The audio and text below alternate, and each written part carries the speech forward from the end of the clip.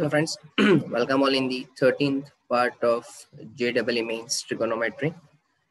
Last session ની અંદર આપણે properties of triangle ના બેઝ પર equations જોયા અને કેટલાક questions ની વાત કરી. So આ સેશનમાં પણ હવે આજે આપણે એને જ આગળ કન્ટિન્યુ કરીશું, રાઈટ? સો ઇમ્પોર્ટન્ટ ક્વેશ્ચન્સ આવશે, થોડો ધ્યાનથી સમજો. બધા જ ક્વેશ્ચન્સ બહુ જ ઇમ્પોર્ટન્ટ છે, મેથડ્સ અંદર ઇમ્પોર્ટન્ટ છે.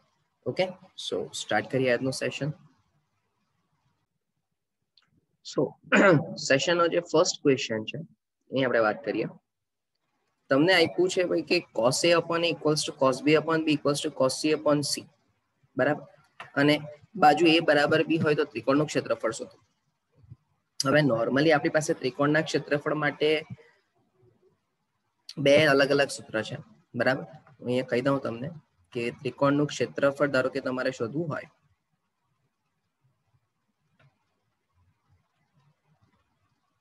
ત્રિકોણનું ક્ષેત્રફળ, તો પહેલું તો એક કોમન જે આપણે બધા જ જાણીએ છીએ, પાયો ગુણ્યા વેધ, બરાબર? બીજું સૂત્ર આપણને બધાને એવું ખબર છે, નહીં ખબર હોય તો જણાવી દઉં. ધારો કે આ ત્રિકોણ હોય, અહીંયા ખૂણો a, આ ખૂણો b, આ ખૂણો c, સામેની બાજુ સ્મોલ a, અહીંયા સ્મોલ b ને સ્મોલ c. તો ક્ષેત્રફળ બહુ ધ્યાનથી સમજો, half bc sin a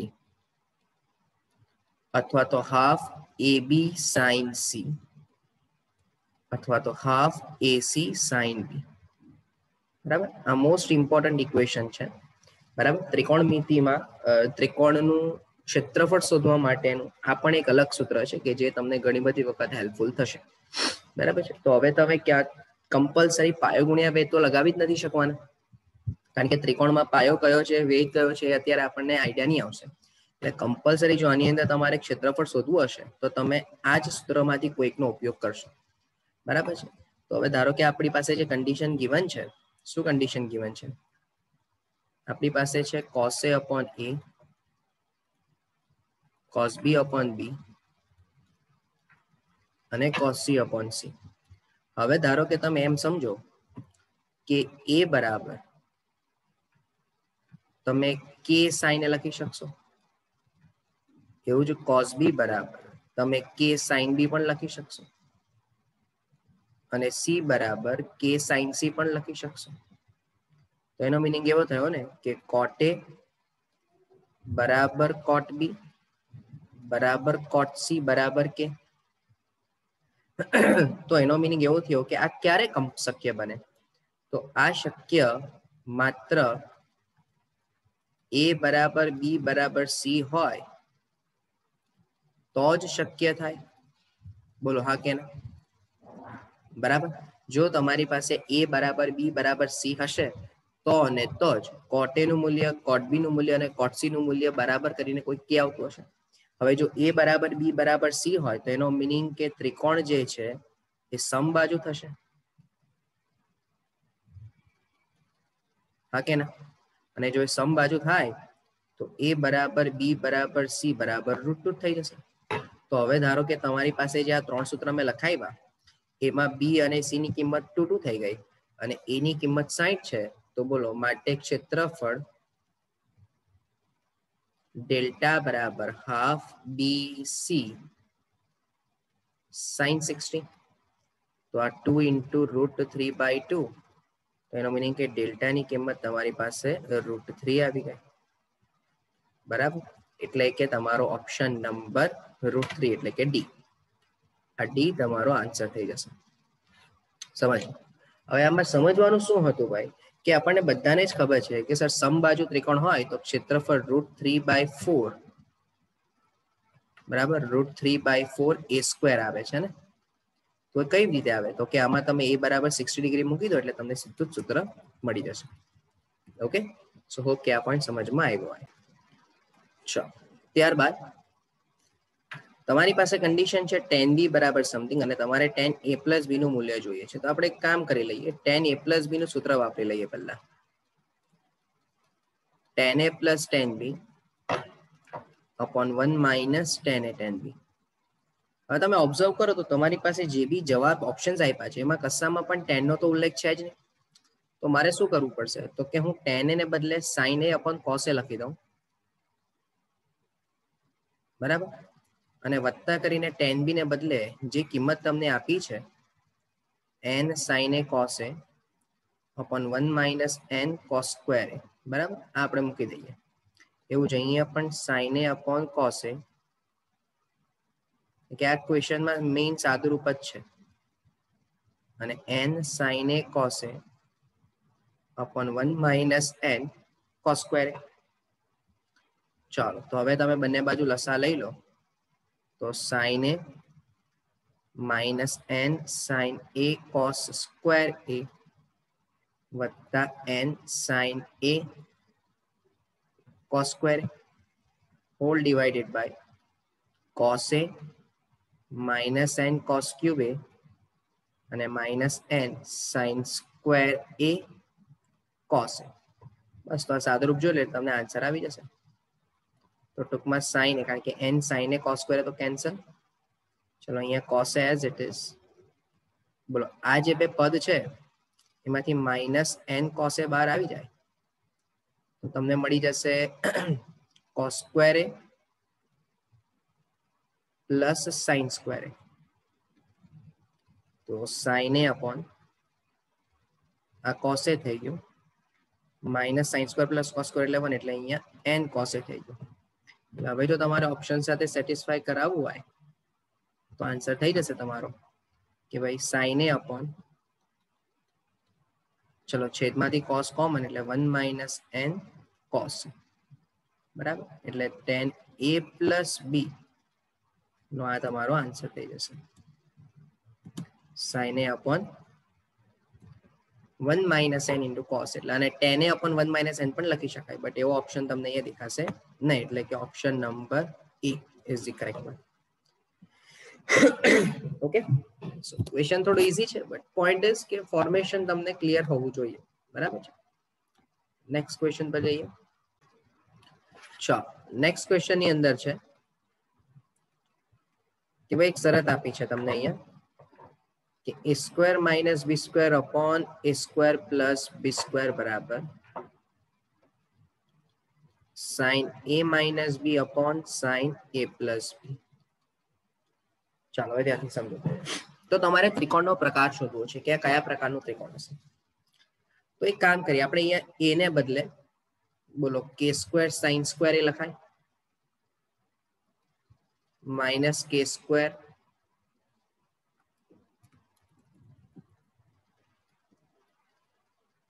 sin square b પણ લખાશે, એવું જ અહીંયા k square sin square a plus k square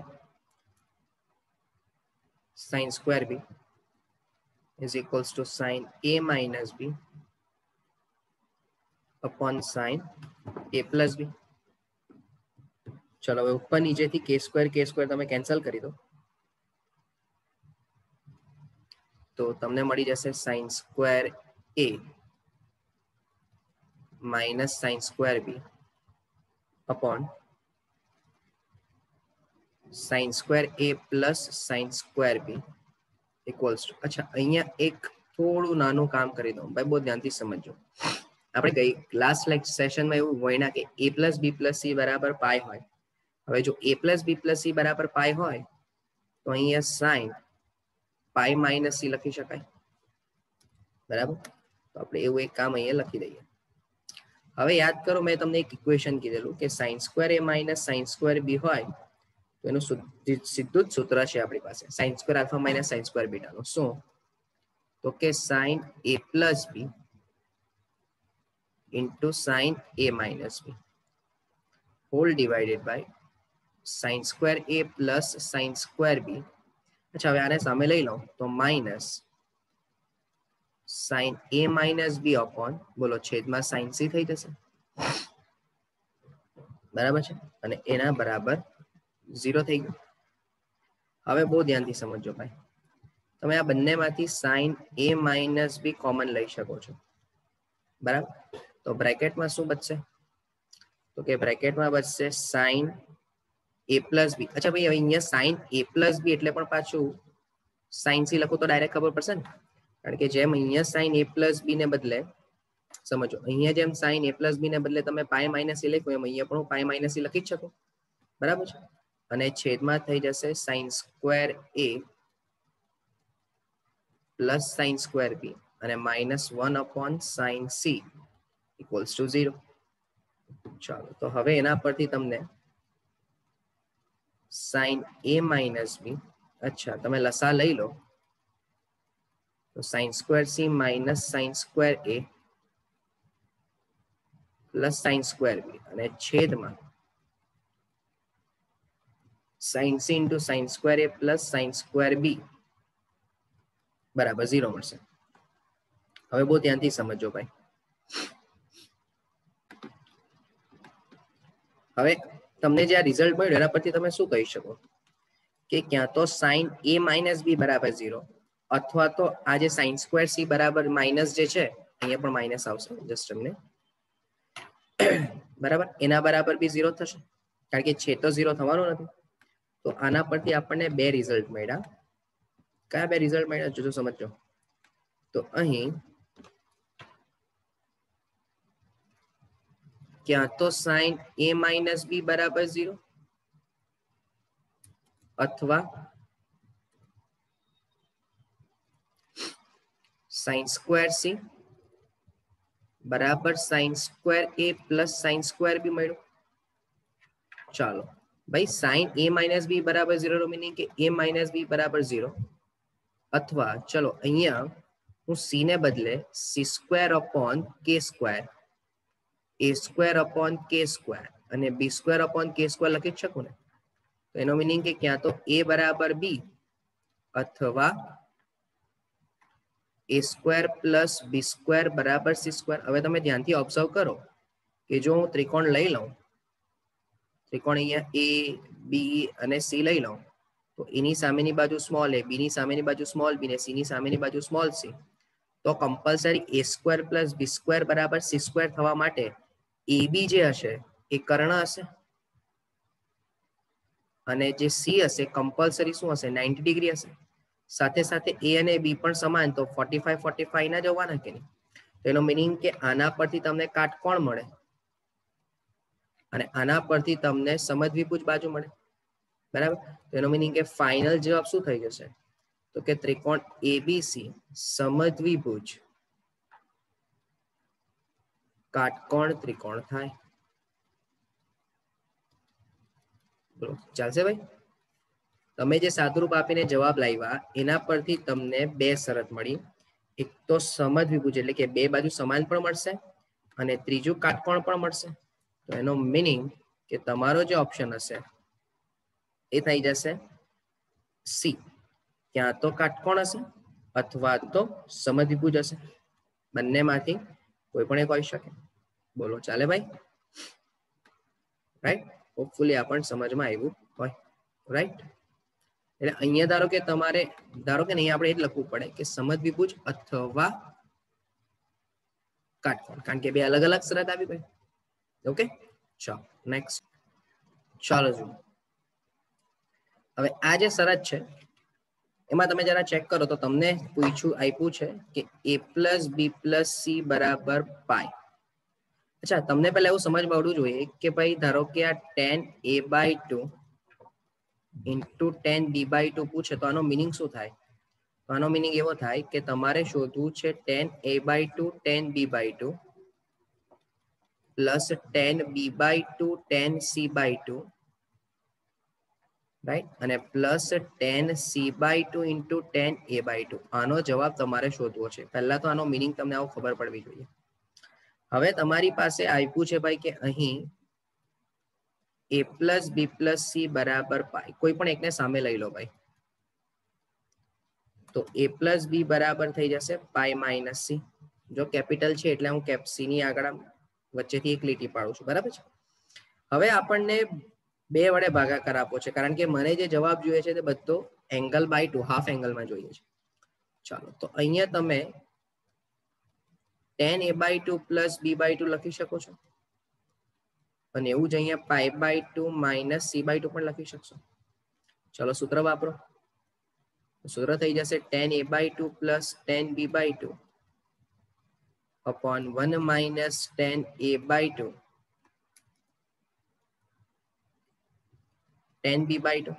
अच्छा tan pi by 2 minus એટલે કે થઈ જશે cot c by 2. चलो cot c by 2 ને બદલે એટલે tan a by 2 plus tan b by 2 upon 1 minus tan a by 2 tan b by 2. તો cot ને બદલે તમે 1 upon tan c by 2 લખી શકશો. ચાલો ક્રોસ ગુણાકાર આપી દો. તો tan a by 2 tan c by 2 plus tan b by 2 tan c by 2 equals 1 minus tan a by 2 tan b by 2. તો હવે તમે ચેક કરો તો આખા ટર્મને ઉચકીને સામે મૂકી દો તો tan a by 2 tan b by 2 plus tan b by 2 tan c by 2 અને plus tan c by 2 into tan a by 2 clear બચશે કે એક જ જવાબ આવશે. બરાબર છે. સો આ તમારો આન્સર થઈ જશે. એટલે સમેશન ઓફ કરીને જે તમારી પાસે માંગ્યું છે એનો જવાબ કેટલો થઈ જશે ભાઈ? તો કે that is equals to 1. એટલે B is your answer. Okay. So આજના સેશન પર તો આટલું રાખીએ. થોડા ટેકનિકલ ઇશ્યુને લીધે લેક્ચર સેશન લેટ સ્ટાર્ટ થયું એટલે નંબર ઓફ ક્વેશ્ચન્સ થોડા ઓછા થયા છે. બટ નેક્સ્ટ સેશનની અંદર આપણે એને કવર ડેફિનેટલી કરી લેશું. Okay. So thank you from my side.